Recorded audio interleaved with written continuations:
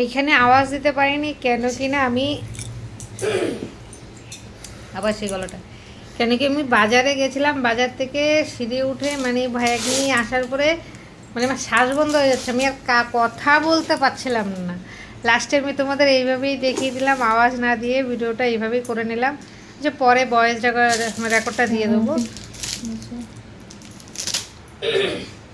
আর এইখানে দেখো এই যে নিয়ে আসলাম বিশাল কষ্ট হয়ে গেছে সব কিছু।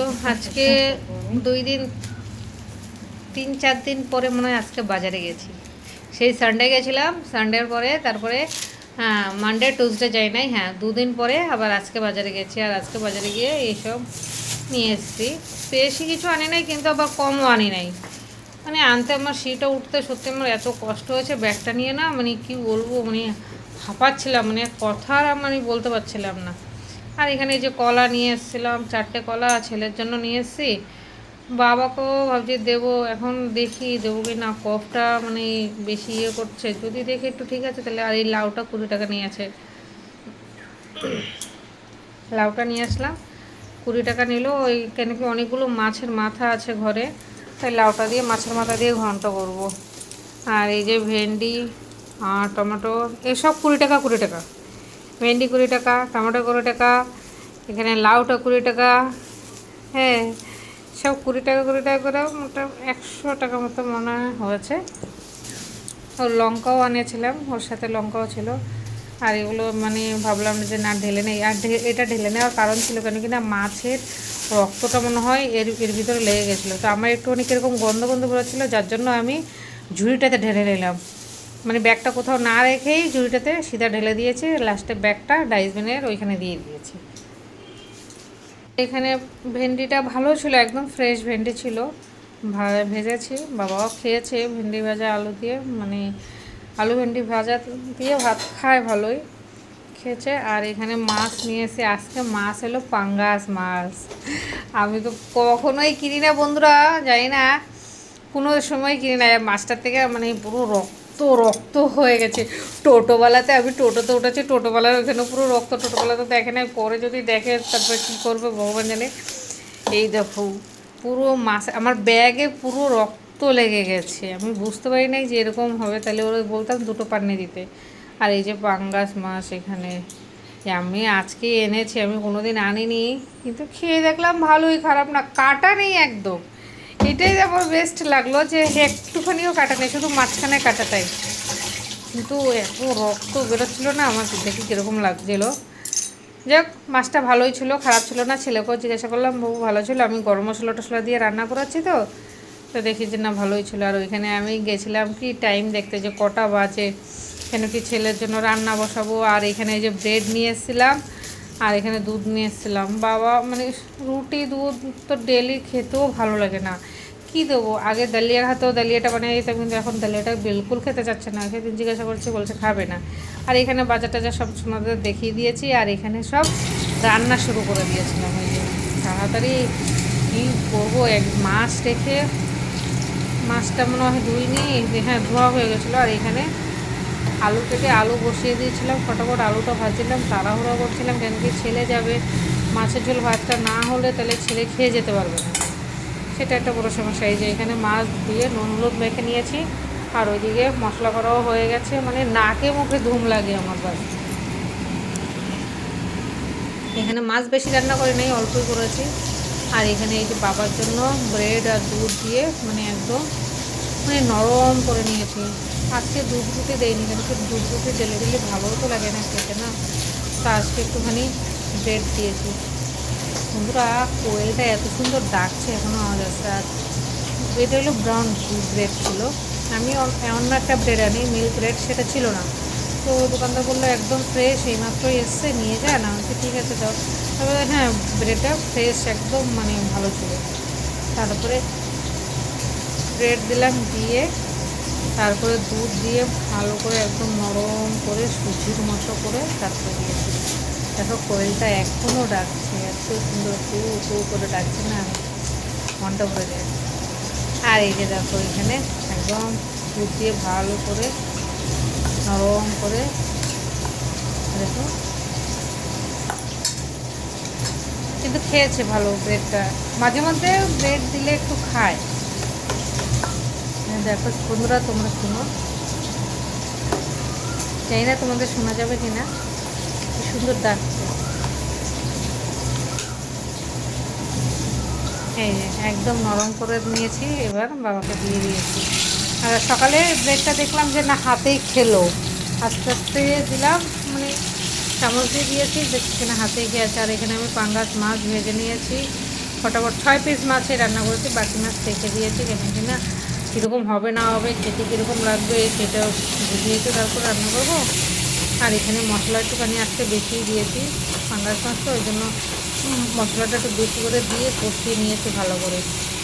মানে ঝোলটা কেমন লাগবে না, প্রথম খাচ্ছি তো সেদিন বুঝতেই পারছি না।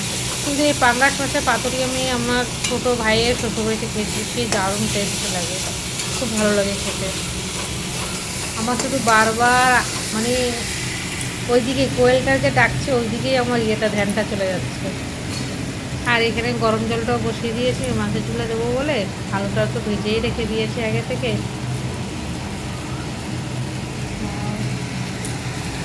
আর এই যে এখানে মশলাটা পুরো ভাজা প্রায় হয়েই গেছে, ভালো করে ভেজে দিয়েছি, কিন্তু মাছের ঝোলটা ভালোই হয়েছে, খারাপ লাগেনি, টেস্টি ছিল।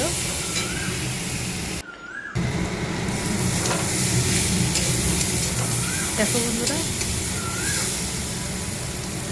জানি না তোমরা শুনতে পারো কিনা, একটু সুন্দর ডাকে না। আর এখানে মাছের ঝোল আমার হয়ে গেছে, না মাছের ঝোলে জল দিয়ে দিয়েছিলাম, যে জলটা গরম করে রেখেছিলাম সেই জলটা দিয়েছিলাম। কালারটা তো দুর্দান্ত হয়েছে, কিন্তু খেতেও মাছের ঝোলটা স্বাদই হয়েছে। মাছটা তো একদম কী বলবো, সব একদম পাঙ্গাস মাছ এরকম একদম সব আমি জানতাম না। আমি যখন পাতুরি খেয়েছি, পাতুরিটাও খুব ভালো লেগেছে, কলা পাতা যখন খেয়েছিলাম।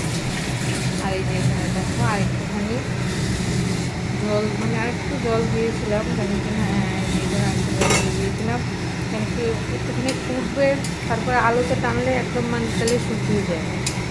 কেন কি ডাল করিনি তো, ওর জন্য একটুখানি যদি ঝোল না হয় তাহলে খেতে পারবো না। ছেলে তো একদমই খেতে পারবে, আমরা খেয়ে নেবো, তো ছেলে বিলকুল খেতে পারবে না, যার জন্য আর একটু জল দিয়ে দিয়েছিলাম। আর এই যে এখানে ঝোলটা প্রায় হয়েও গেছে আমার ফটাফট, বেশি গাঢ়াও ছিল না বেশি পাতলাও ছিল না, একদম মিডিয়াম বেসে আমার হয়েছে। এখানে বাস রান্না হয়ে গেছে পাঙ্গাস মাছের ঝোল। এখানে এখন হচ্ছে ভেন্ডি আর আলু ভাজি। আলুটা আগে একটুখানি ভেজে নিয়েছি, কেন কি না তো সিদ্ধ মানে আলুটা সিদ্ধ হতে চায় না, কিন্তু শক্ত শক্ত থাকে। আর এখানে ভেন্ডিটাও ছোটো ছোটো করে কেটে নিয়েছি, ভেন্ডি কাটাও হয়ে গেছে, আলুটা একটুখানি নরম করে তার উপরে ভেন্ডিটা দেবো, তাইলে খুব সুন্দর হয় আর কি ভাজাটা। অল্প একটুই করেছি, বেশি করি নাই, কিন্তু অনেকটাই ভেন্ডি এনেছি, অর্ধেক রেখে দিয়েছি আর অর্ধেকের মনে হয় কমই করেছি আমি দেখে শুনো, হ্যাঁ অর্ধেকের কমই করেছি।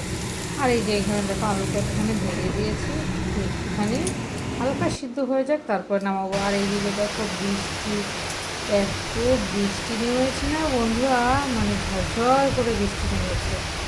আর তোমাদের পুরো ভেন্ডি ভাজাটা দেখানোর আমার মানে মনেই ছিল না। আর এখানে আম দেখো কীরকম জুসটা করে ব্যালকনি থেকে দেখা যাচ্ছে, তাই একটু তোমাদের জুম করে দেখিয়ে দিলাম।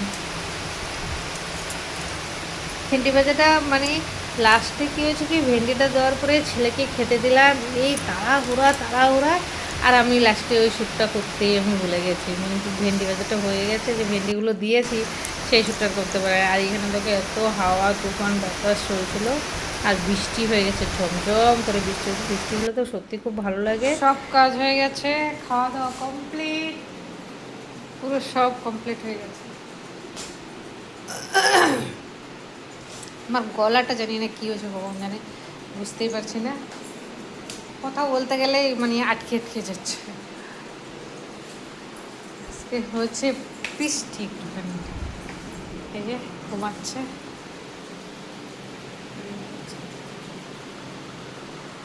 খাইয়ে দিয়েছে। নমস্কার বন্ধুরা, তোমরা সবাই কেমন আছো, ভালো আছো কিনা? আর আমরা তো মোটামুটি ভালোই আছি, চলছে বাস। আর বাবার মানে কি বলবো, শরীরটা এই চলছে, এই ভালো তো এই খারাপ, এই হচ্ছে মানে এরকমই যাচ্ছে। আর খাইয়ে দিলাম আজকে, খাইয়ে দিয়েছি তো খেয়েছে। এখন তাই দেখছি কি খাইয়ে দিলেই মানে খাওয়াটা খাচ্ছে, নাহলে খেতে যাচ্ছে না, নিজের হাতে একদম মানে খেতে যাচ্ছে না। নিজের হাতে দিলেই মানে হাত মানে খাবে যে মানে সেই শরীরের মানে এনার্জি মানে ইয়েটা করতে পারছে না, বুঝতে পারছি না কি। আমি নিজেও বিশাল কনফিউশন।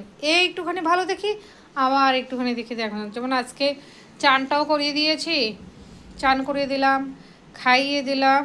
দুপুরে আজকে ভাতটা যতটা নিয়েছি আমি মেখে ভাবছিলাম যে খাবে কি খাবে না, তারপরে দেখি যে না, খেয়েছে। এক্সকিউজ মি, গলাটা জানি না কেন মানে এরকম হচ্ছে, ঠান্ডা তো কিছু খাই না, তাও কেন জানি না। তারপরে ভাত মেখেছি, বেশি করে নিয়েছিলাম, তো আমি ভাবছিলাম হয়তো খাবে কি খাবে না, একটু টেনশন ছিলাম। তারপরে দেখি যে না, খেয়েছে, সবটা ভাতেই খেয়েছে। প্রথমে বলছিল খাবো না খাবো না করে মানে ইয়ে করছিল, আমি বলছি না না, খেতে হবে, না খেলেও হবে না। তারপরে প্রথমে ভেন্ডি ভাজা, আলু ভেন্ডি ভাজা দিয়ে খাইয়ে দিয়েছে, তারপর মাছের ঝোল দিয়ে লেবু দিয়ে মেখে খাইয়ে দিয়েছে, খেয়েছে। খাওয়ার পরে এখন ঘুমাচ্ছে। আর আমার খাওয়া দাওয়া হয়ে গেছে, চানটাও আজকে দেখি চানটাও করিয়ে দিয়েছে, কেন কি না চান করতে বলেছি কি বাবা চান করো,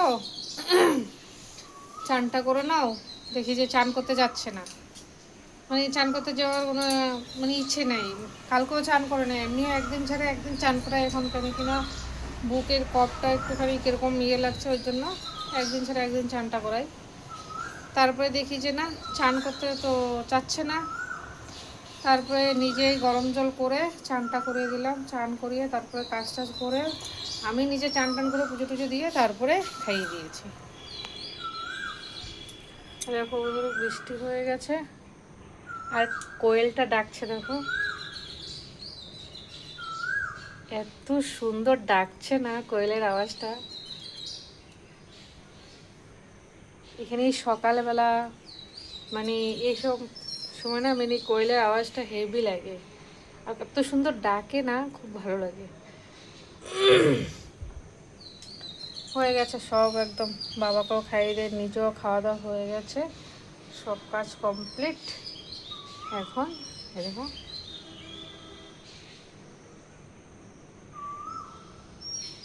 শুনো, বাহ কি সুন্দর ডাকে,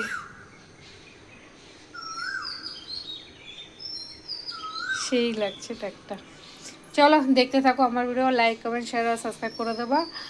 আর এই এখন ভিডিওটা ঠেলে দেবো, দেখি কতটা হয় বা কিছু।